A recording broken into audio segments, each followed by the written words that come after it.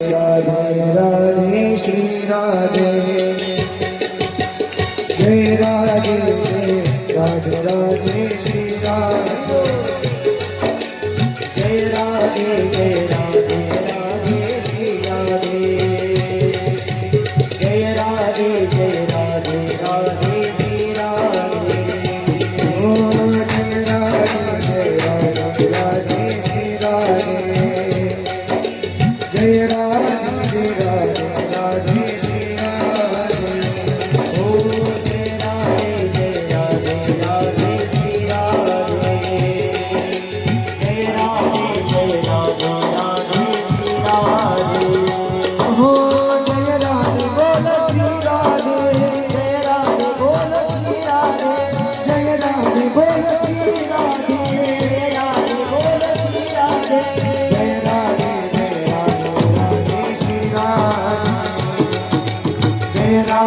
जय राधे राधे श्री राधे ओ जय राधे राधे श्री राधे जय राधे राधे श्री राधे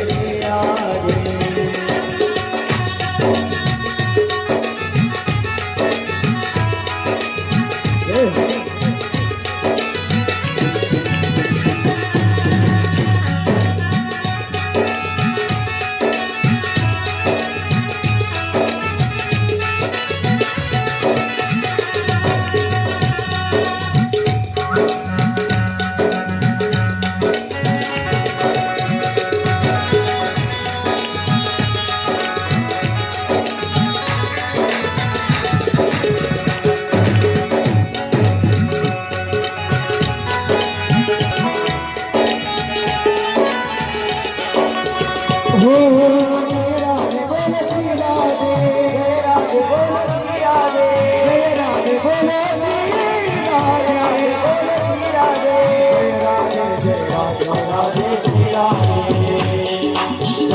बोल श्री राधे जय राधे श्री राधे जय राधे राधे श्री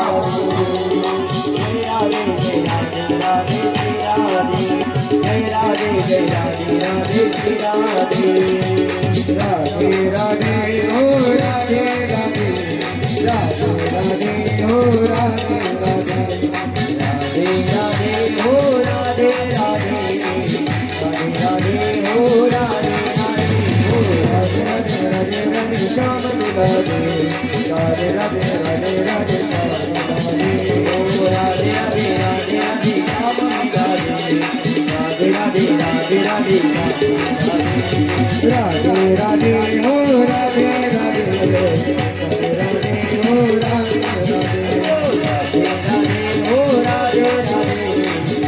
राधे हो राधे राधे राधे हो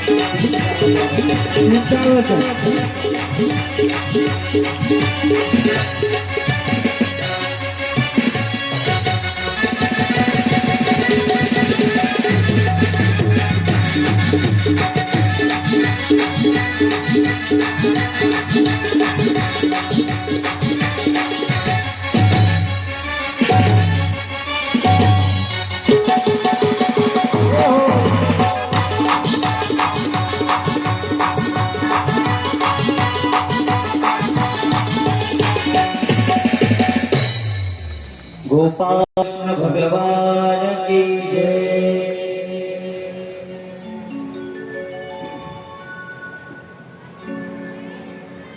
काल आम्ही प्रसंगाच्या अनुसंधानाचा विचार केला। आम्ही काल एका गोड प्रसंगाचा अनुभूती त्या ठिकाणी घेतली बघा। शास्त्रामध्ये त्याचं गोड वर्णन आले। भगवंताच्या असीम कृपा प्रसादाने काय शास्त्रानं वर्णन केलं असेल बघा, काय गोड वर्णन असेल।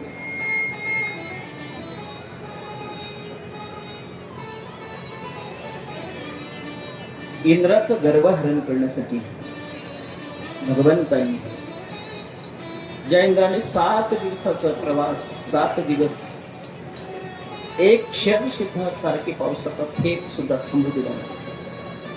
का? याचं कारण असं आहे की बाबा रे, आज इंद्रपूजा सोडून या छोट्याशा लेकराच्या पाठीमागे लागून सगळी मंडळी गोवर्धनाची पूजा करतात. याचा क्रोध अनावर झाला, राग मनामध्ये, आणि इंद्राने अनंत अशी वृष्टीची सर्वत्र असणारी जलमय पृथ्वी झाली. प्रत्येक ठिकाणी असणारी जलमय. काही जणांना वाटत होतं की पृथ्वी कदाचित ही पृथ्वी बुडेल का, रसातळाला जाईल का, काय अवस्था असेल. 7 दिवसापर्यंत कुठल्याही स्थितीमध्ये एका क्षणापुरता सुद्धा पाऊस कमी नाही. पशु पक्षी सर्वत्र असणारी किलबिल करत आहे. तेवढ्यामध्ये भगवंताकडे काही गोपांनी विचारणा केली, देवा एवढी अथांग वृष्टी होत आहे, काय अवस्था असेल बघा. 7 दिवसापर्यंत ती अथांग वृष्टी होत असताना गोपांनी सांगितलं, देवा आमची अवस्था बघशील. अरे पशु पक्षी गायी सर्वत्र असणारे की जीव प्राणी तुझ्या आश्रयाला येतात. विशेष आहे, तुझ्या आश्रयाला आल्यानंतर तू नक्कीच त्याला ढळू देत नाही. आणि मग तुझ्याकडे आल्यानंतर ही आमची अवस्था बघितली का. देव भगवंतानी गोपांना सांगितलं, एक काम करा, जर तुम्हाला असं वाटतं ना, एक काम करा, माझा एकट्याचा खेळ नाही हा, मग तुम्ही सगळ्यांनी मला सहाय्य करा. गोपांना सांगितले, माय तुम्ही सर्वांनी मला सहाय्य करायचं आहे. कशासाठी? तुम्ही सर्वांनी काट्या लाट्या लावायचे आणि हे पर्वत उचलायचे. तुम्ही कधी आहात? कोण सहाय्य कोणाला मागतं बघा जरा. अशी ब्रह्मांडाचा मालक सांगतो गडा, आपल्या गोपांना सांगतो, बाबा रे तुम्हाला सहाय्य करायचं आहे माय. आणि भगवंताला गोपांनी सर्व सहाय्य केले, काट्या लाट्या लावल्या आणि पर्वत असणारा की उचलला. गोवर्धन गिरिधारी पर्वत असणारा की उचलला. ऐका ना, देवानी फक्त स्पर्श केला आणि सगळ्याला अनुभूती वाटत होती, बाबा रे आमचा हात आहे म्हणून बरं आहे, नाही तर कृष्णाला काय जमलं असतं. बरीच मंडळी असतील, आम्ही केले म्हणून सगळं झालं, नाही तर काय जमलं असतं का. सांगू, आपण काहीच करू शकत नाही. आम्ही फक्त नाम मात्र असतो. आमचं नाम फक्त काही करू शकत नाही. कितीही सुख असू द्या, कितीही दुःखाचं आहे, काही करू शकत नाही. फक्त नामाच आम्ही नक्की नामाचे धारक आहोत. आम्ही एवढंच म्हणणार, फक्त निमित्त मात्र नाही. आणि देवानी एक क्षणापुरता हात आपला बाजूला करण्याचा प्रयास केला. सगळं असलं की तो पर्वत खाली येत होता. लक्षात आलं, बाबा रे याला आधार जर कुणाचा असेल तर तुझाच आहे, नाही का. कारण तुझ्या सत्तेशिवाय हे चालू शकत नाही. तुझ्या सत्तेशिवाय हे नक्कीच चालणार नाही. आधार आहे. वाक्य आहे का फार महत्वाचं, पुढे सांगायचं मला काही. आणि 7 दिवसापर्यंत तो पर्वत असणार की भगवंताने असणार की आपल्या हातावर, नाही का, विराजमान असणाऱ्या भगवंताना आधार पकडला आणि सगळ्याला असणार की सहाय्य दिले. माय सांगू, पशु पक्षी असतील, गाय वासर सगळ्यांना असणार की त्या पर्वताखाली उभा. इकडे मात्र इंद्राला वाटायला लागलं की 7 दिवसापर्यंत ही वृष्टी झाली, हा पाऊस झाला, आता कोणीही वाचलं नसेल. आणि तेवढ्यामध्ये तो इंद्र बघण्यासाठी आला आणि त्यानं बघितलं, ते चरित्र बघितलं. ऐका ना, काय अवस्था बघितली गोपांची. सगळे सुरक्षित आहे, गायी वासर पशु पक्षी, नाही का, कूर्म कीटक सगळे तसे सुरक्षित आहेत. आणि इंद्राने एक दोघांना विचारलं, नारदाला विचारलं, नारदा हे महिमा कशी रे, 7 दिवसापासून एवढा वृष्टी केली मी, कदाचित हे पृथ्वी रसातळाला गेली असती.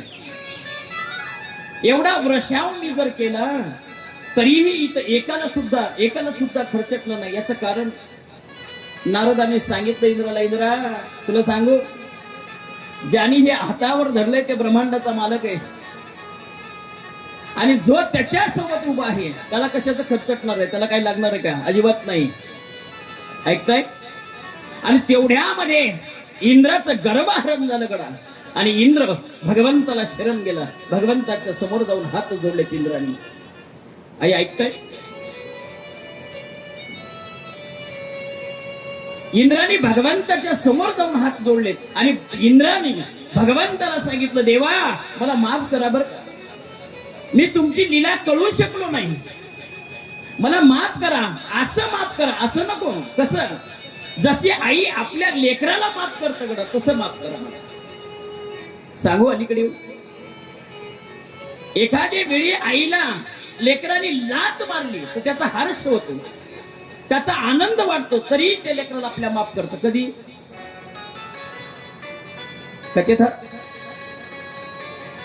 आईला एखाद्या वेळी लेकराने लात जरी मारली त्याचा हर्ष आनंद होतो, आनंद वाटतो आईला, पण त्यावर रागावत नाही, तसं मला माफ करायचं. ही अवस्था कधी? बघा तुम्ही, एखाद्या वेळी गर्भावस्थेमध्ये लेकरू फिरत असेल बघा, गर्भामध्ये लात मारत असेल, त्याची जाणीव झाली तर आई आपल्या आईला तरी सांगेल, आपल्या मैत्रिणीला सांगते, सांगू फिरतं का माझं बाळ, माझ्या बाळाच्या पायाचा मला स्पर्श होतो. हा आनंद आई जसं सांगतं गडा. इंद्राने सांगितलं, देवा जशी लाट तो गर्भात मारतो ना लेकरू आईला, तशी आई त्याच्यावर हर्षयुक्त होतं, माफ करतो, तशी मला माफी दे. तुला माफ करायचं ना. अशा स्थितीमध्ये असणार की इंद्राने आई भगवंताकडे माफी मागितली गडा. चला पुढं. आणि गोवर्धन पूजा काला मी पूर्ण केली, फक्त मी धावत्या उगत कथा काल सांगितली, माझ्याकडे वेळ कमी होता. आज अनुसंधानाने मला एका कथेला प्रवेश करायचा आहे. फार गोड कथा आहेत आज, आणि त्या कथेला मला स्पर्श करताना फार आनंद होतोय. काय कथेचं मर्म असेल बघा. ज्या भगवंताच्या अनंत लीला तुम्ही आम्ही काल श्रवण केल्या, आज त्याच भगवंताच्या असतात की एक लीला मला तुम्हाला पुढे आज सांगायची आहे. काय? अगोदर असणार की रासलीला भगवंताच्या श्रीमद भागवत महापुराणाच्या अगोदर, रासलीलेच्या अगोदर चिरहरण सांगितलंय.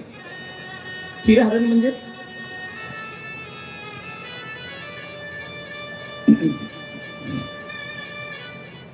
चिरहरण म्हणजे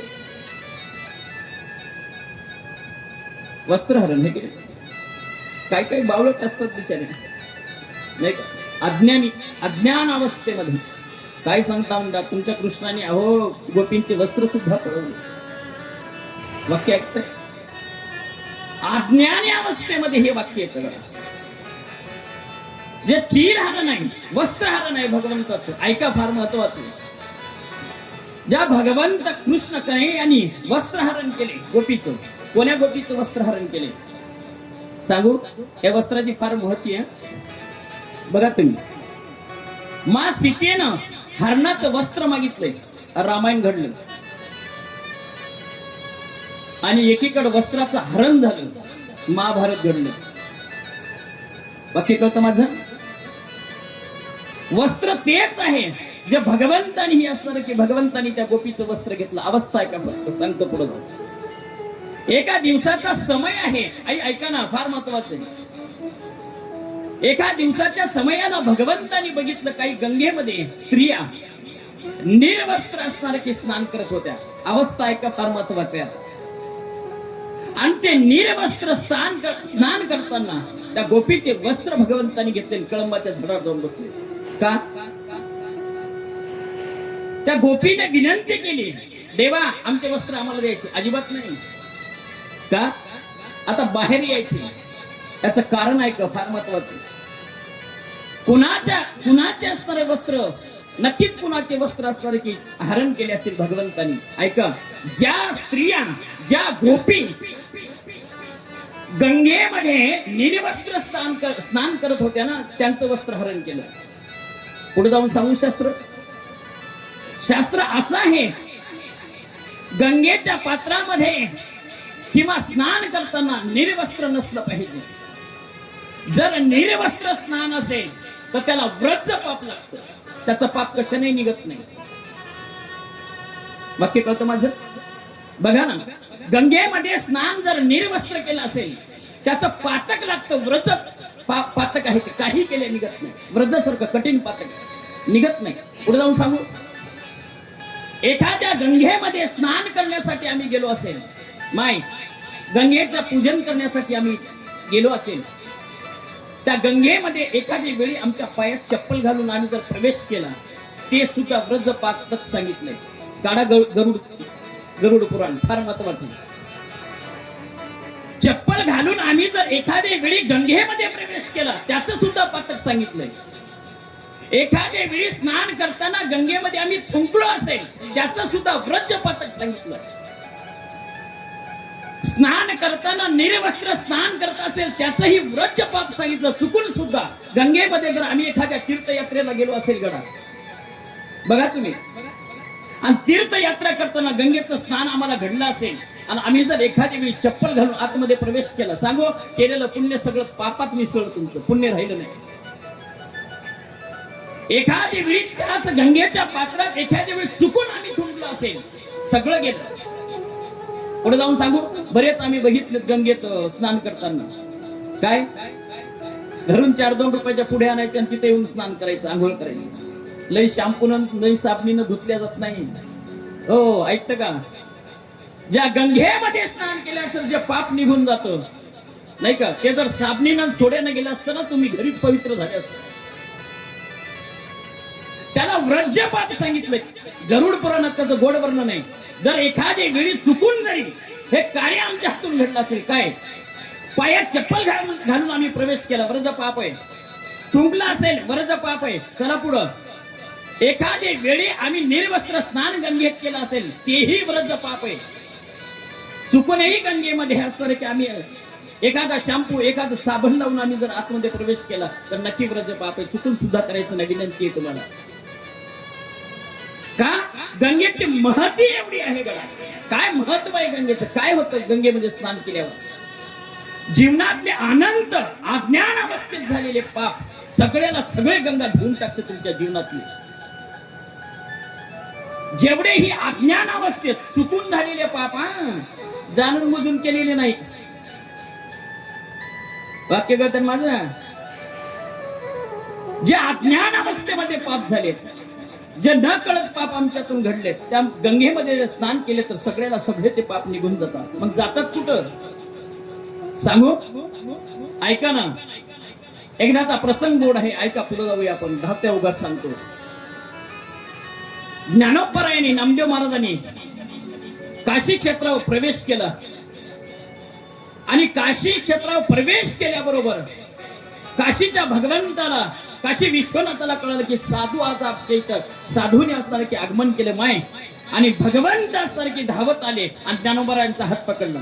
ज्ञानोबाचा हात, ज्ञानोबाचा हात, ज्ञानोबाचा हात, ज्ञानोबाचा हात, ज्ञानोबाचा हात, ज्ञानोबाचा हे ज्ञानोबाचा हात, ज्ञानोबाचा हात, ज्ञानोबाचा हात, ज्ञानोबाचा हात, ज्ञानोबाचा हात, ज्ञानोबाचा हात,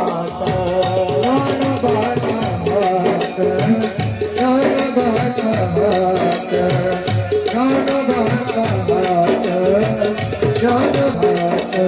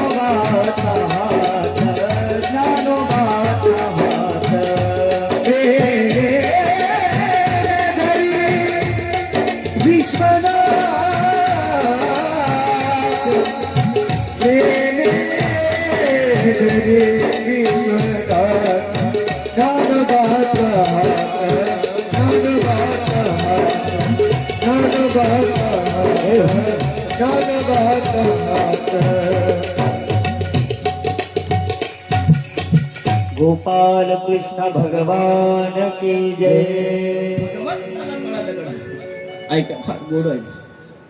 आणि भगवंत काशी विश्वनाथ धावून आले माय आणि ज्ञानोबा यांचा हात पकडला. ज्ञाना तुम्ही आलात, पण एक काम करा गडा ज्ञाना.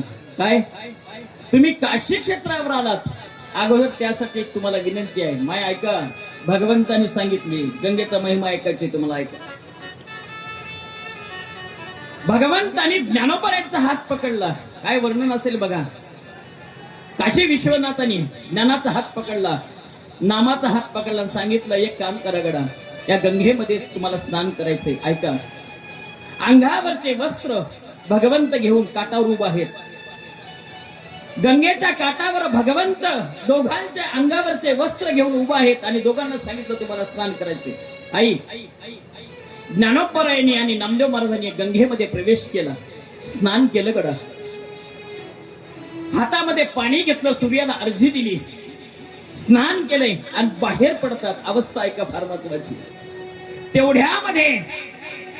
तेवढ्या क्षणाला बाहेर पडतात ना ज्ञानोबा, तेवढ्यामध्ये गंगेनं दोन्ही पाय ज्ञानोबा यांचे पकडले आणि सांगितलं ज्ञाना आम्हाला माहित आहे इथून तुम्ही गेल्यानंतर गुरुच्या साक्षीने असणार की समाधी प्राप्त तुम्ही करणार आहात.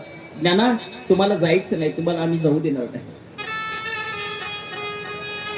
आपलं दुःख असणार की त्या गंगेनं ज्ञानोबाराला सांगितलं. अवस्था फार महत्वाची. ऐका, ज्ञानोबारायानं सांगितलं आई आम्हाला गेलं पाहिजे नाही का. आम्हाला गुरुच्या साक्षीने इथून तीर्थयात्रा करून गेल्यानंतर आम्हाला गुरुच्या साक्षीने असणार की आमचा देह आम्हाला ठेवायचंय. सांगू, आम्हाला समाधी अवस्था प्राप्त करायची, जायचंय. गंगेने विनंती केली तुम्हाला जाता येणार नाही. त्यांना सांगू, तुम्ही जर गेलात ना एकदा, तुम्ही जर एकदा गेलात ज्ञाना तर आमच्यावरचं ओझं, आमचं पाप धुर्यासारखं कोणी राहणार नाही. वाक्य बोलू, कारण जगाच्या पाठीवर सर्व आमच्याकडे येतात ज्ञाना. या आमच्या पात्रामध्ये आमच्यामध्ये स्नान करतात आणि निघून जातात. सांगू, आम्ही गंगेमध्ये स्नान करतो, निघून येतो, पण आमचं पाप गंगेच्या डोक्यावर तसं असतं. आम्ही जेवढेही गंगे स्नान करत असतो तेवढं पाप आमचं गंगेच्या डोक्यावर सामवलं जातं गडा. पण अवस्था अशी आहे, पण ज्ञाना हे सगळी मंडळी येतो, आमच्या स्नान करतं, निघून जातो, सगळ्यांचं पाप आमच्या डोक्यावर ओझं होतं ज्ञाना. पण अवस्था अशी आहे ज्ञाना, तुम्ही जर आमच्यामध्ये पात्रामध्ये आंघोळ केलं, तुम्ही स्नान केलं की हे आमचं पाप निघून जातं. हे तुमची अवस्था आहे ज्ञाना. सांगो म्हणून तुम्हाला जाता येणार नाही. त्यांना ज्ञानोबरायानं ज्ञानेश्वरीमध्ये त्याचं गोड वर्णन केले. संतांची अंग लगे ज्ञाना ते जिनने गंगे, ते संत संगे सुचित्व कैसे. काय वर्णन असेल. ज्ञाना तुमचा स्पर्श जरी झाला, मला संतांचा स्पर्श झाला, आमच्या डोक्यावरचं पाप निघून जातं. मला सांगायचं एवढं आहे, आम्ही जेवढेही गंगेमध्ये स्नान करतो ना तेवढ्यांचं पाप गंगेच्या डोक्यावर बसतं. आणि म्हणून चुकूनही समजा, चुकूनही तेही पाप आपल्या डोक्यावर कधी घ्यायचं नाही. आमचं सगळ्यात महत्वाचं करतो आम्ही, पण सगळ्यात चुकीचा मार्ग आम्ही अवलंबलाय. अवस्था अशी आहे, करायला आम्ही तयार आहोत पण मार्ग चुकीचा आहे. पदरात काय पडत, ज्या सुखाच्या दुकानामध्ये जाऊन आम्हाला काहीतरी घ्यायचंय, पण अवस्था तिथं गेलं की आम्ही दुःख मागायला लागलो. काय पदरात पडणार आहे, तुम्हाला घ्यायचं ना. ज्या पात्रामध्ये बसायचंय त्या पात्राला नक्की असणार की ते पवित्र पात्र असलं पाहिजे. सांगू, जर ते सुखाची पात्र आमच्या पदरात पडा वाटत असेल तर आम्हाला त्याही वाटेनं जाता आलं पाहिजे. कडा चला पुढं. मला सांगायचं काय आहे, निर्वस्त्र असणार की गोपी असणार की स्नान करत होत्या. निर्वस्त्र स्नान करताना म्हणून शास्त्र सांगता गडा ते व्रज पाप हे चुकून कधी करायचं नाही. पायात चप्पल घालून गंगेमध्ये कधी प्रवेश करायचा नाही. एखाद्या वेळी कधीतरी आमच्या मुखातून फुंकायचं नाही. ही अवस्था जर असेल तर मग कितीही तीर्थयात्रा करा, कितीही देवपूजन करा, सगळं मातीमोल होणार आहे. काही तुमच्या पदरात पडणार नाही. साधी एखादी गोष्ट असतं गडा, पण आमचं काहीतरी भविष्य घडून जातं. साधी एखादी अवस्था असतं, सगळं आमचं भविष्य नाहीस करून जातं. कळत सुद्धा नाही माणसाला. साध्या चुका जीवनातल्या आमचा नाश करून जातो. कधी नाश होता आम्हाला कळत नाही. म्हणून जीवनामध्ये साध्या साध्या गोष्टीला सुद्धा जपलं पाहिजे. साध्या गोष्टी आम्ही ह्या चुका करतो. काय एखादा तीर्थस्थानाला गेलं, ह्या सगळ्या आमच्या चुका, आणि पुन्हा येऊन कुणाला तरी हात दाखवायचा. महाराज सांगा ना, एवढं देवदेव केलंय आम्ही, आमच्यात नशिबात का असं केलं नाही? इकडं सगळं रोज देवपाठाचं पूजन आहे आमचं, रोज देवपाठाचं देवपूजन आहे. अवस्था सांगू, काही जण म्हणतात आमच्याकडे, महाराज कदाचित आमच्याकडे पितृदोष असेल, कदाचित आमचा ग्रहदोष असेल. कितीही मोठा ग्रहदोष असू द्या, कितीही मोठा ग्रहदोष असू द्या, एखाद्या तुळशीची कांडी घ्या, वाळलेल्या तुळशीची, त्याला चांगला रूप गुंडाळा आणि तूप, गाईचं तूप त्यावर टाका आणि चारही कोपऱ्याला आपल्या लावून द्या. किमान 5 दिवस तरी कंटिन्यू लावा. कितीही मोठा दोष असू द्या, घरातले निघतो. पण आम्हाला सवय काय आहे, 5-10 हजार घेणारा महाराज भेटला की नाही, त्याचं खरं वाटतं, मग ते करतो आम्ही. बरोबर ना? साधं असता गडा. बरीच मंडळी माझ्याकडे येतं, बरीच मंडळी माझ्याकडे फोन पण असतो की महाराज असं झाले, याचं कारण काय असतं? कितीही मोठ्या घरातला दोष तुम्हाला कोणाला दाखवावा लागत नाही. सांगू अवस्था, एखादे जरी ग्रह दोष असेल, तुम्हाला कोणाला दाखवायची गरज नाही. 4 ग्लास घ्या काचेचे, 4 ग्लास, त्यावर कुठला फोटो असं काही काढलेलं नसावं, फुलं गुलाबाचं नाही का, पूर्ण स्वच्छ असले पाहिजे. 4ही ग्लास काचेचे ग्लास आणि जाडा मीठ भरा.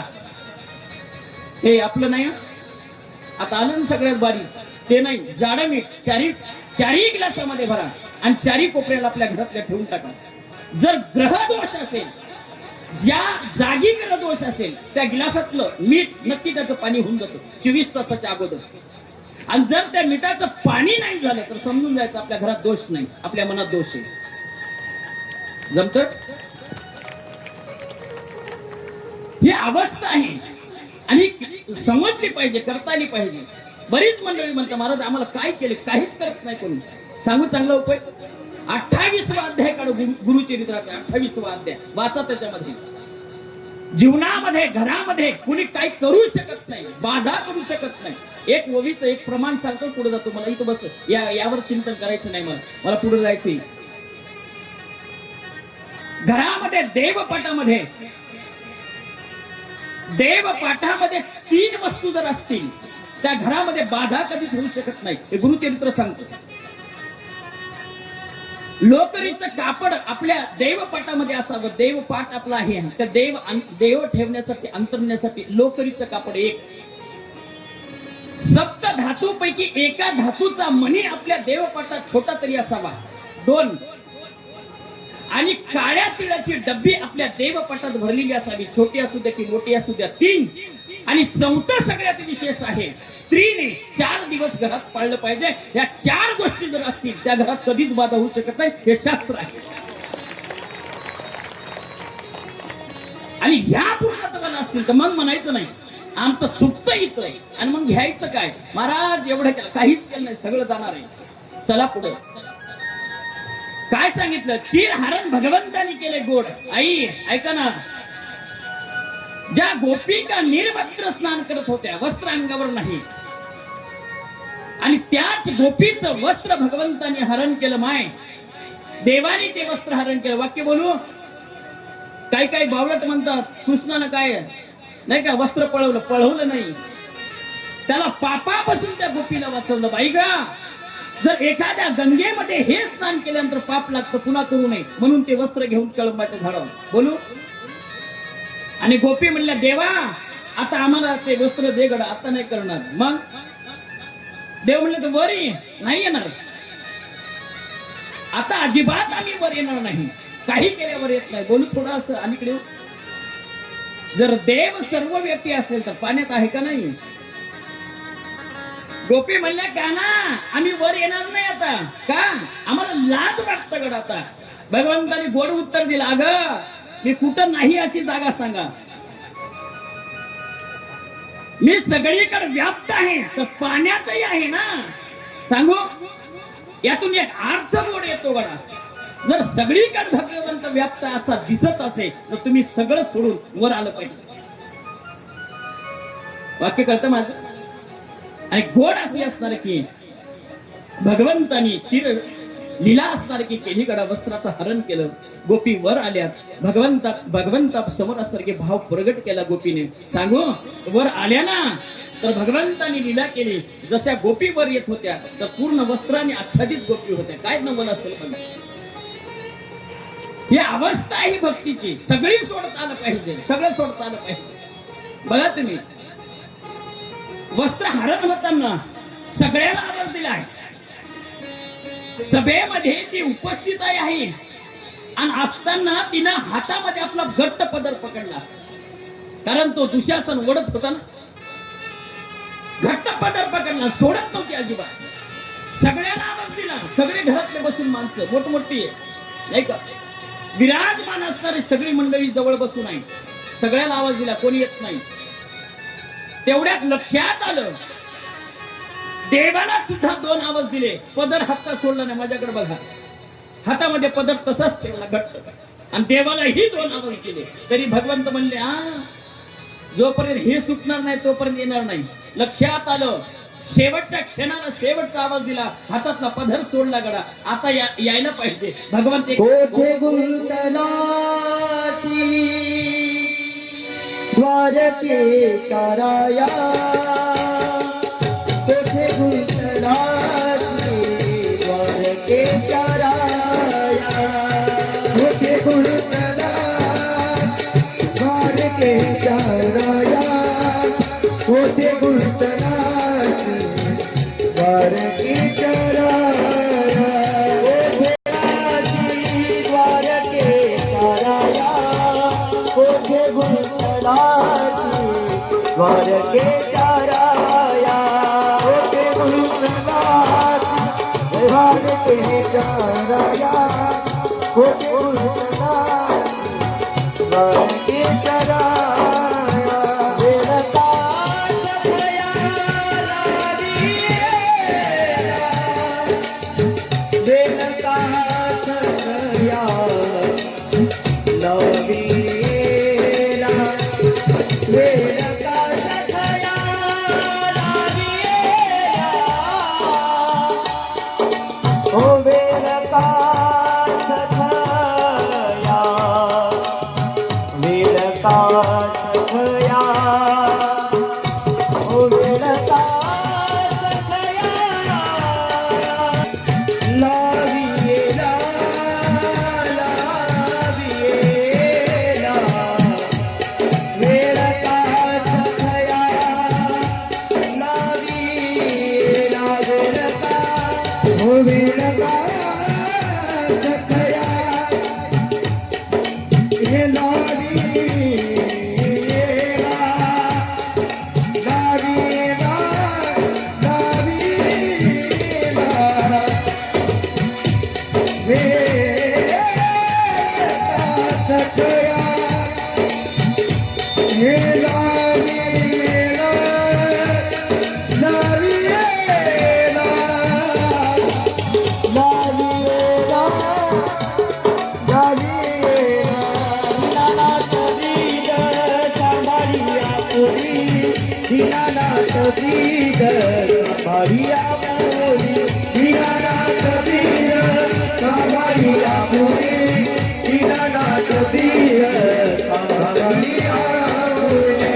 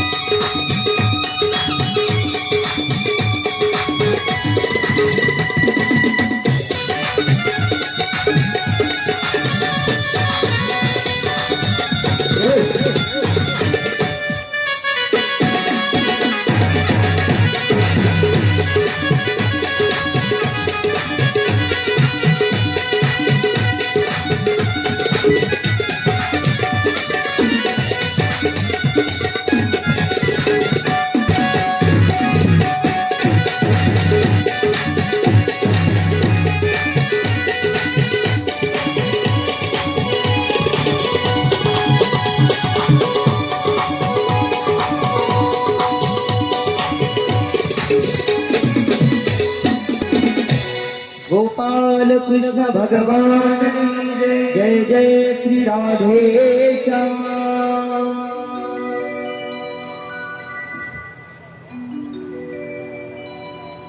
भगवंतांनी गोड अशी चिरलीला त्या ठिकाणी केली. एक दिवसाचा गोड प्रसंग आहे बघा. एक म्हातारी गोपी आहे. थोडस विकू द्या, बेस द्या, थोडस कमी करू नका, चालताना. एक म्हातारी गोपी आहे. आई हातामध्ये काठी घेतली तिने आणि काठी टेकवत टेकवत भगवंताकडे येते. अवस्था आहे का फार महत्वाची आहे. जी गोपी म्हातारी आहे, हातात काठी घेऊन चालतो, तिची अवस्था अशी आहे की तिला भगवंताची भेट झाली पाहिजे. मनात आतुरता आहे, तिच्या मनामध्ये आतुरता आहे की भगवंताची, देवाची मला भेट झाली पाहिजे.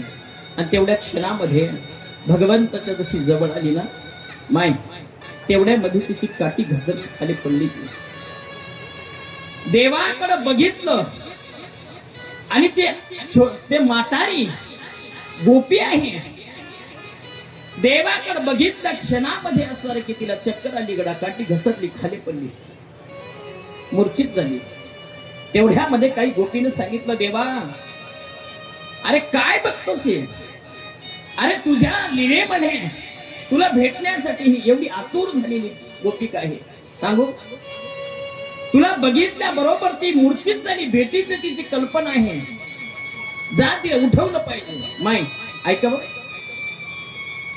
आणि तेवढ्यामध्ये भगवंत धावत गेलेत आणि त्या म्हाताऱ्या गोपीच्या कानामध्ये एक शब्द सांगितला. गोपी जागी झाली, उठून बसली बिचारी. नाही का?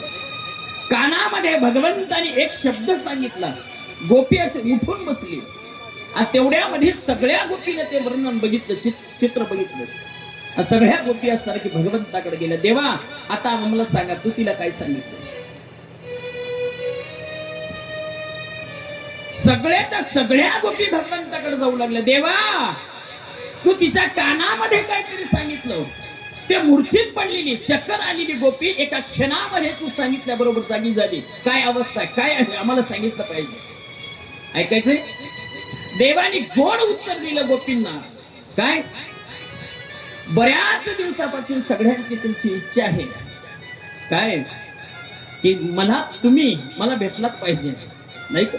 सगळ्यांची इच्छा आहे तुमच्या मनामध्ये की मला देव भेटला पाहिजे, गडा देव भेटला पाहिजे. आणि ते भेटण्यासाठी मी तिला दिवस सांगितला. कधी हात कोण कोण झोपले, हात वर करा बरं. हा चांगलंय.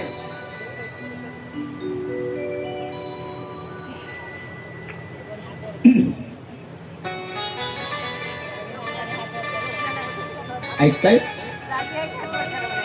गोपींना भगवंताने सांगितलं काय, मी एक दिवस असणार की सर्वांना भेट देणार आहे. आणि ते दिवस सांगून दिलाय म्हणून ती गोपी पटकन उठली. कोणता दिवस होता? त्या दिवसाचं गोड वर्णन आहे. दिवस म्हणण्यापेक्षा त्या रात्रीचं गोड वर्णन आहे. बोला ना, कोणता दिवस? जाऊ का घरी? कोण म्हणाले मेले उद्या जाणारच आहे, थांब. चांगलंय. ऐकताय?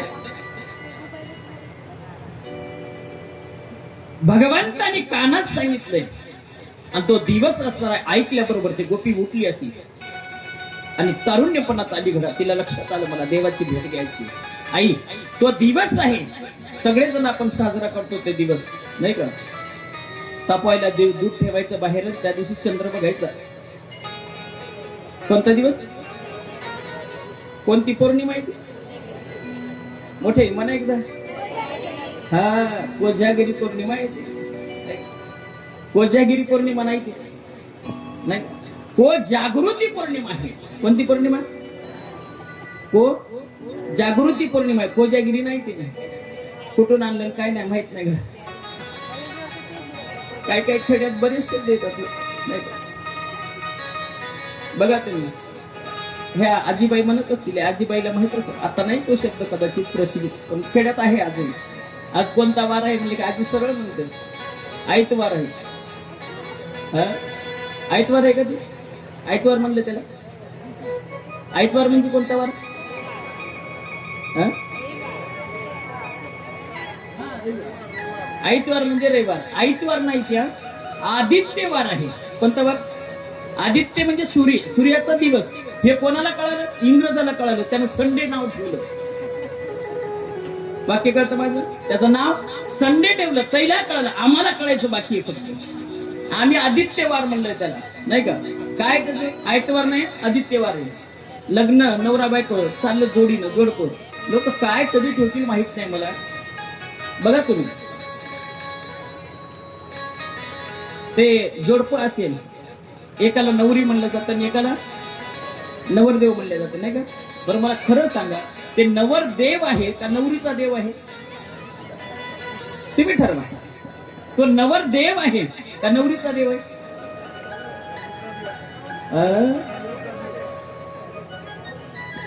तो नवरीचा देव आहे ना, नाही का? नवरदेव कसा असेल? नवरीचा देव आहे. कोण आणलं माहित नाही. छोटस एक आपलं घरातलं पातेलं बघा तुम्ही, त्याला एक नाव आहे खेड्यामध्ये. काय म्हणतात त्याला? तुमच्याकडे काय म्हणतात पातेल्या? हा भगोन. भगोन आहे त्याचं नाव. काय वर्णन केलंय बघा ना त्याचं, काय नाव आहे विचारायचं त्याचं. बघा तुम्ही, चहा त्याच्यातच करता येतो. साधारण छोटे मोठे पाहुणे आले त्याच्यातच पोहे करता येतात. तांदूळ एखाद्या वेळी त्याच्यातच ठेवता येतात, नाही का? वर्णाला फोडणी कधी कधी त्याच्यातच येतात. हे सगळे गुण ज्याच्यात, सगळे गुण ज्याच्यात हात ना, त्याला ते बहुगुण म्हणलंय. आणि आम्ही काय म्हणलं त्याला? भगोन. त्याचं नाव काय?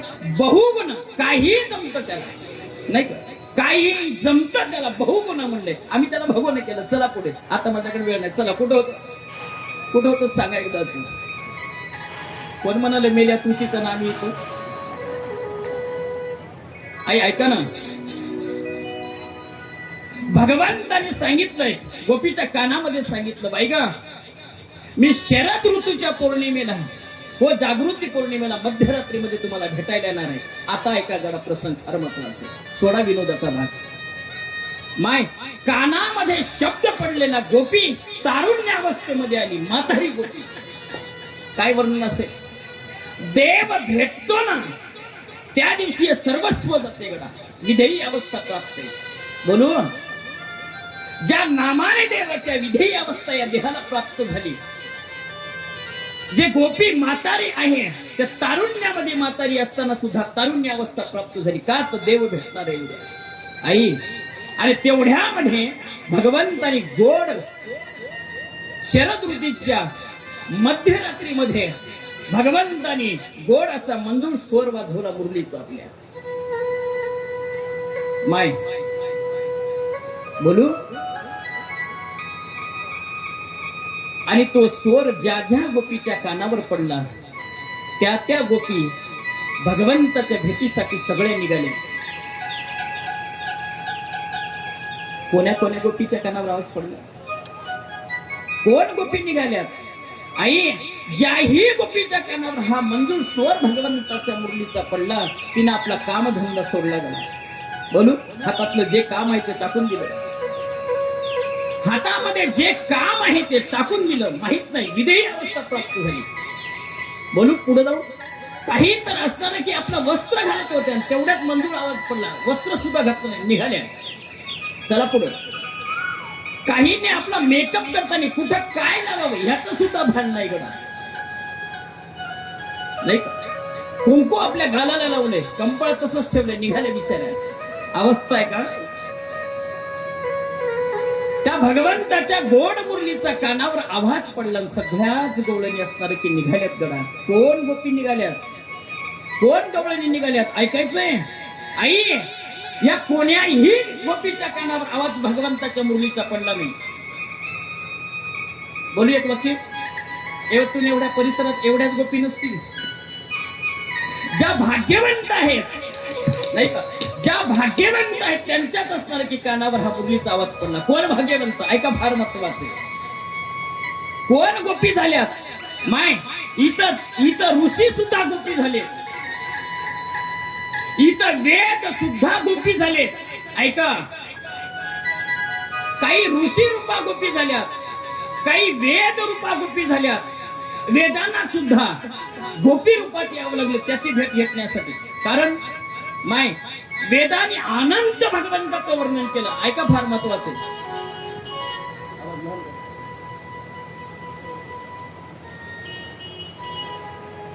वेदांना सुद्धा गोपी व्हावं लागलं. काय कारण असेल?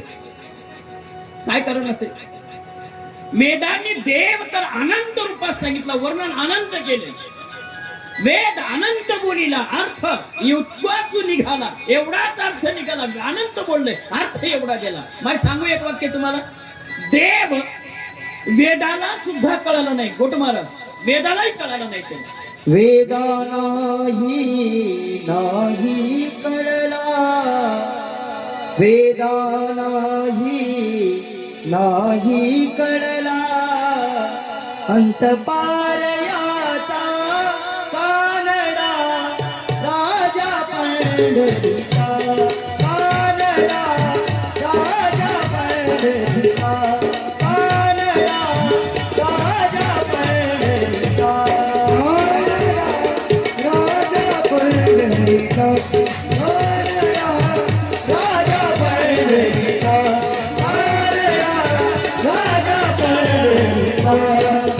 वेदानाही नाही कळला, वेदानाही नाही कळला, अंतपारयाचा कानडा राजा पंढरीचा, कानडा राजा पंढरीचा, कानडा राजा पंढरीचा.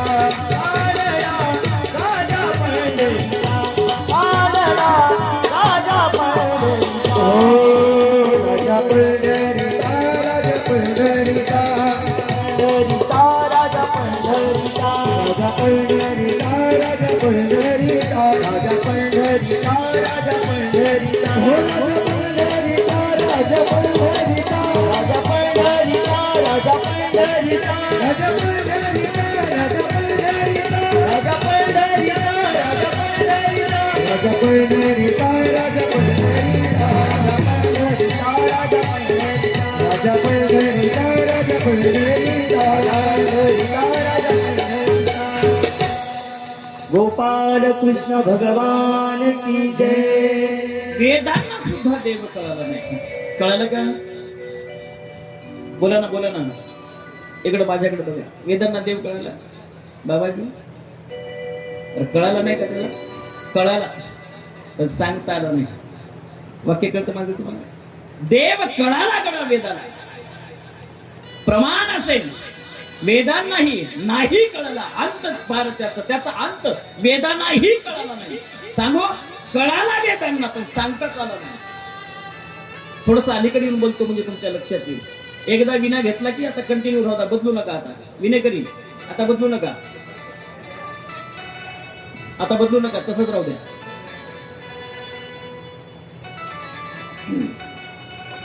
चला, कुठं होतो? असू द्या मामा, असू द्या. कुठं होतो सांगा, सांगा. हा, देव वेदाला ही कळाला पण सांगता आला नाही. सांगू, उदाहरण सांगतो तुमच्या लक्षात येईल. आणि म्हणून तो वेद सुद्धा गोपी रूपात देवाचं दर्शन घेण्यासाठी आले. माय देव असं कळलं नाही, गोपीत यावं लागतं, गोपी रूपात यावं लागतं. कोणाला यावं लागलं? वेदांनाही गोपी व्हावं लागलं. वाक्य आहे का फार महत्वाचं. आणि तेवढ्यामध्ये कानावर मंजूळ स्वार पडला आणि वेद सुद्धा गोपी रूपात आले. कारण आहे का? कारण गोपी रूपापर्यंत आल्याशिवाय भगवंताची प्राप्ती नाही. इकडं काय असतं बघा ना, वेदांना देव कळाला पण सांगता आला नाही. बोलू तुम्हाला, तुमच्या लक्षात येईल बघा. गुळ खाल्ला तर कसा आहे? कोण म्हणाला कडू आहे? कसा आहे गुळ खायला? कसा वाटतो खायला? गुळ कसा असतो? गोड असतो ना. साखर साखर गोड असते. ते पेढे जिलेबी कशी असते? गोडच असते की नाही? मला खरं सांगा, गुळाची, साखरेची, पेढ्याची, जिलेबीची गोडी एकसारखी आहे की वेगळी? वेगळी आहे ना. मग आता सांगा ना कशी वेगळी, कसा गोड आहे सांगायचं. देवाला, वेदांना देव तू सुद्धा तसा झाला का? सांगू, देव कळाला वेदाला, सांगता आला नाही. चला पुढं. माय वेद सुद्धा असणार की गोपी रूपात आले तर आज आम्हाला देवाचं दर्शन झालं पाहिजे गडा. माय वेद सुद्धा गोपीच्या रूपामध्ये असणार की आलेत आणि वेदाला सुद्धा देवाचं दर्शन घेण्यासाठी निघाली. आता पुढं ऐका. एक वेद रूप आहे, एक श्रुती रूप आहे. कोण श्रुती रूपा? ज्या भगवंताचं वर्णन करताना नेती नेती म्हणून 4 हात पाठीमागे सरकले ना, त्यांना सुद्धा गोपीच्या रूपात यावं लागलं.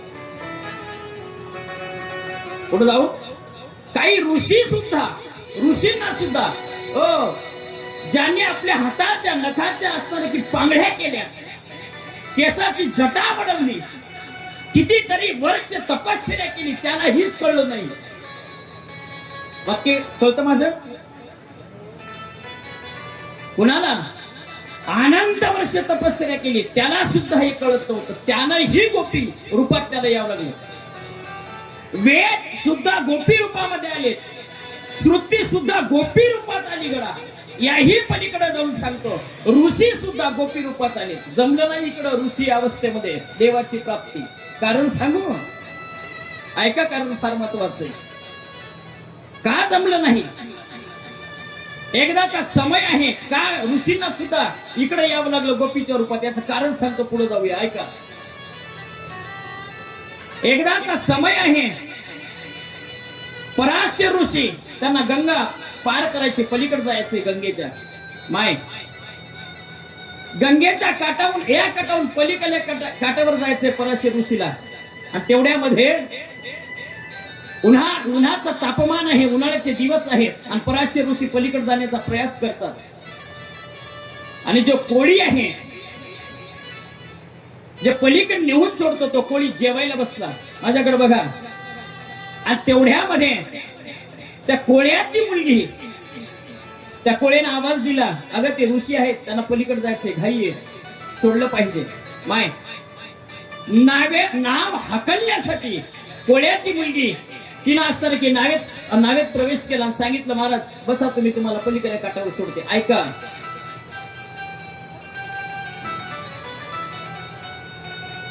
ऋषीने नावेमध्ये प्रवेश केला, पराशर ऋषीने नावेत प्रवेश केला गडा.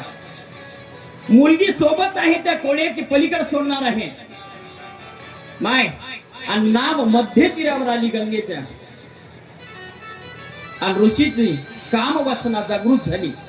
आणि त्या ऋषीनं सांगितलं, वाक्य बोलायचे मला, फार महत्वाचं आहे. ऐका. मध्य तीरावरती नाव मध्यावर आली गडा. आणि तेवढ्यामध्ये त्या ऋषीनं त्या स्त्रीचा हात पकडला आणि सांगितलं, काम वासना जागृत झाली, मला आता कामाच्या अधीन गेला तो ऋषी. आणि हात पकडल्याबरोबर तिने सांगितलं, तुम्ही ऋषी आहात. अहो, एका स्त्रीचा तुम्ही हात पकडताय. कधीतरी या गोष्टीचा विचार केला पाहिजे. एकांत स्थान बघितला. बोलू. आणि तेवढ्यामध्ये हात पकडल्या त्या स्त्रीने, तिचं नाव काय? तिचं नाव मत्स्यगंधा. वाक्य बोलू तुम्हाला. एवढा मोठा ऋषी जी मत्स्यगंधा आहे, तिची अवस्था काय सांगू? तिच्या सगळ्या अंगाचा वास मासुळीचा येत होता, मेलेल्या मासुळीचा. कसा येतो बघा, तुम्हाला माहिती. तुम्ही कथेत आहात ना, ज्या मेलेल्या मासुळे एवढा घाण वास येतो ना तेवढा तिच्या अंगाचा येत होता काकाश्री. आणि एवढा घाण वास सुगंध येताना तिचा. आणि या ऋषीने हात पकडला. कोण ऋषी? कधी जात ना त्या पराशर ऋषीने हात पकडला आणि सांगितलं काय, माझा काम जागृत झालाय, मला काम भोग तुझ्याकडून पाहिजे. त्या स्त्रीचा हात पकडला. माय मध्यांमध्ये आलेली ते नाव आणि तेवढ्यामध्ये हात पकडल्याबरोबर त्या स्त्रीनं सांगितलं मत्स्यगंधेला, अहो तुम्ही कोण आहात याचा तरी विचार करा कधीत कधी. बरं ठीक आहे, तुम्ही आपली जागा सोडत असेल, एखाद्या वेळी तुम्ही काम जागृत केले आणि कदाचित काम वासना तुमच्या पोटामध्ये आता जागृत झाली असेल, विषयाने तुम्ही लुप्त झाला असाल, कमीत कमी वेळेचा तरी असणार की तुम्ही वेळेचा तरी असणार की भाग ठेवा. एखादं काम असेल जागृत असेल तर कधी त्या कामाचा उपयोग घेतला पाहिजे. तुम्ही ऋषी आहात, तुम्हाला माहित नाही. अहो एवढ्या मध्यांमध्ये सूर्य आलाय, वाक्य आहे ऐकायचंय तुम्हाला, फार महत्वाचं आहे. मध्यांवर सूर्य आला गडा आणि एवढ्या मध्यांवर सूर्य आल्यानंतर जे काम आहे ते काम मध्यांवर आल्यावर करू नये असं शास्त्र आहे. आता माझ्याकडे वेळ नाही, बरेच काही प्रसंग सांगता येईल, काय त्याचे परिणाम होता याचे बरेच काही कारण सांगता येईल. ऐका गडा, फार महत्वाचं. त्या मत्स्यगंधीने उपदेश केला पराशर ऋषीला, अहो तुम्हाला विनंती आहे, तुम्ही एवढे मोठे ऋषी आहात, पराशर ऋषी आहात, तुम्ही सांगू एवढी ताकद तुमच्यात आहे, तुमच्या मनात जर आलं तर चाललेला सूर्य तुम्ही थांबवता, हे ताकद तुमच्यात आहे. पलीकडे जाऊन बोलू, तुमच्याकडे एवढी ताकद आहे, एखादा समुद्र सुद्धा तुम्ही सगळा प्राशन करू शकता, तुम्ही ऋषी आहात. पुढे जाऊन बोलू, एखादी एवढी शक्ती तुमच्याकडे आहे, या सृष्टी सुद्धा तुम्हाला दुसरी करता येतो, हे ताकद तुमच्याकडे आहे. माय आणि ही सगळी ताकद असताना ज्याच्याकडे ही सगळी ताकद आहे गडा, सगळं हे दुसरं बनू शकतं. सांगू चाललेला सूर्य थांबवू शकतं, पृथ्वी एखादी वेळी रसातळाला नेऊ शकतं, समुद्र सगळा पिऊ शकतं, ही ताकद आहे. पण एवढी ताकद असून एखाद्या स्त्रीला एकांत बघितला आणि हात पकडला, त्या स्त्रीने उपदेश करायला सुरुवात केली, अहो तुम्ही काय करता, कोण आहात तुम्ही याचा विचार करा. बरं ठीक आहे, तुम्ही कोण आहात याचा विचार करत असाल तर वेळेचा विचार करा. काही केलं तुम्हाला सांगू, एकदा हे आधीन गेलेलं, हे एकदा आधीन गेलेलं विषयासक्त झालेला माणूस कधीच कुणाचं ऐकत नाही, कधी कुणाचं ऐकत नाही. बोलू थोडस अलीकडे येऊन बघा, तुम्ही एकदा विषयासक्त कोणी झाले ते चुकूनही कोणाचं ऐकत नाही, बापाचं ऐकणार नाही, माहीचं ऐकणार नाही, घरातल्या कोणाचं ऐकणार नाही. हे बुद्धी एकदा विषयासक्त झाली, विषयाला तिनं लंपट केलं असेल, ऐकत नाही माय आता कोणाचं. चला पुढे, काही केलं ऐकत नाही, पराशर ऋषी काही केलं ऐकत नाही. शेवटच्या क्षणाला त्या स्त्रीने सांगितलं, तुम्हाला एक विनंती आहे,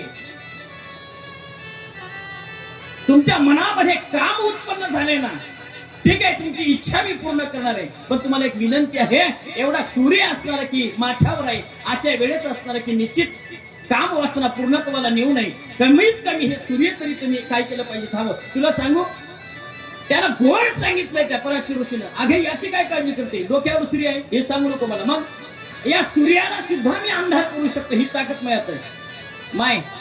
आणि हे धुकं तयार केलं त्या पराशर ऋषीने, हे पडतं की नाही आता, कधी येतं ते धुकं, हिवाळ्यामध्ये. पराशर ऋषीची करणी होईल